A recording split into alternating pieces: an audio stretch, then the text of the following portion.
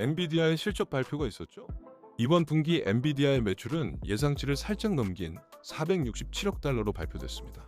하지만 지난 분기 대비 성장률은 6%에 그쳐 1분기의 12% 성장률과 비교했을 때 마치 성장이 둔화된 것처럼 보였죠. 이 때문에 발표 직후 시장은 실망감을 나타내며 주가도 하락을 보였죠. 엔비디아의 실적 발표를 자세히 들여다보면 성장이 둔화된 것이 아니라 오히려 새로운 국면으로 전환되고 있다는 것을 알 수 있었습니다. 왜 매출 성장률이 낮아 보였을까요? 가장 큰 이유는 바로 중국 쪽 GPU 매출이 거의 0에 가까웠기 때문입니다.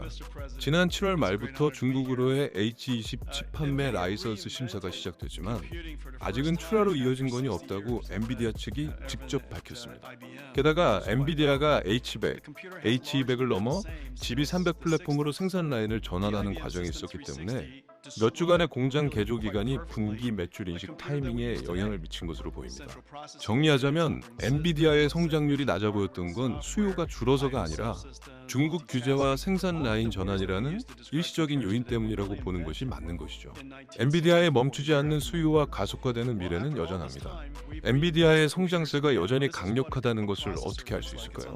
공급 부족은 여전합니다. 젠스랑 CEO는 이번 컨퍼런스 콜에서 수요가 공급을 넘어서고 있다는 뉘앙스를 여러 번 반복해서 강조했는데요.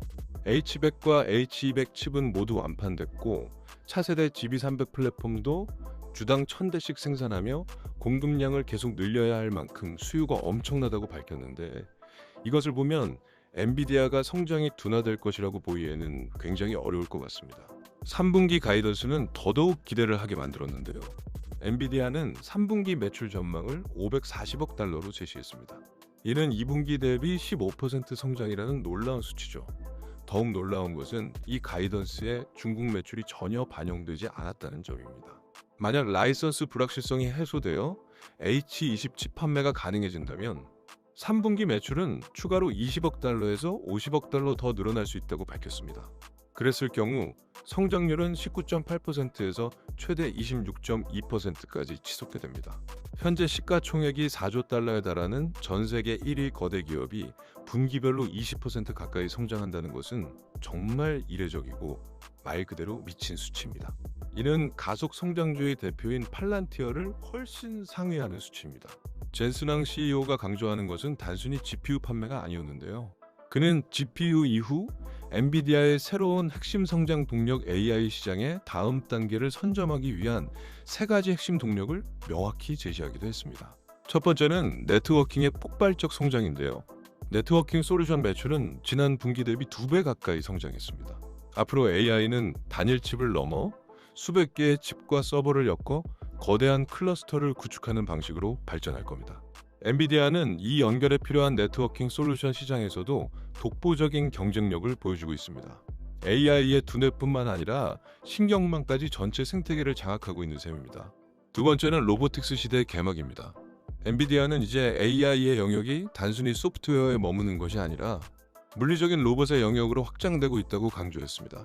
그들의 로보틱스 플랫폼은 이미 애질리티, 아마존, 보스턴 다이내믹스 등 여러 로봇 기업에 채택되고 있고, 즉 로봇의 두뇌가 될 엔비디아 칩의 수요는 앞으로 기하급수적으로 늘어날 것이고, 이는 엔비디아의 새로운 핵심 성장축이 될 거라고 강조했습니다. 마지막으로 범용성과 생태계의 힘을 이야기했는데요. 많은 투자자들이 구글의 TPU 같은 맞춤형 칩이 엔비디아의 GPU를 위협할 것이라 우려합니다. 이에 대해 젠슨왕은 엔비디아 칩의 범용성과 생태계가 가장 큰 무기라고 설명합니다. 쉽게 예를 들면 구글의 칩은 맑은 날씨에만 잘 작동이 됩니다. 정해진 조건, 즉 특정 연산에서는 잘 작동이 되고 가장 빠릅니다. 반면 엔비디아 GPU는 날씨가 항상 좋을 수만은 없고 비가 오고 눈이 오고 천둥번개 지진이 일어날 수도 있겠죠. 어떤 날씨든 어떤 새로운 AI 모델이든 유연하게 작동 가능한 것입니다. 급변하는 AI 시장에서는 새로운 모델과 연산이 끊임없이 등장할 것이고, 이때 엔비디아의 쿠다를 중심으로 구축된 광범위한 생태계와 소프트웨어는 어떤 변화에도 신속하게 대응할 수 있는 압도적인 힘을 발휘할 것입니다. 이것이야말로 엔비디아가 진정한 시장 표준을 만들고 있다는 증거라고 보여집니다.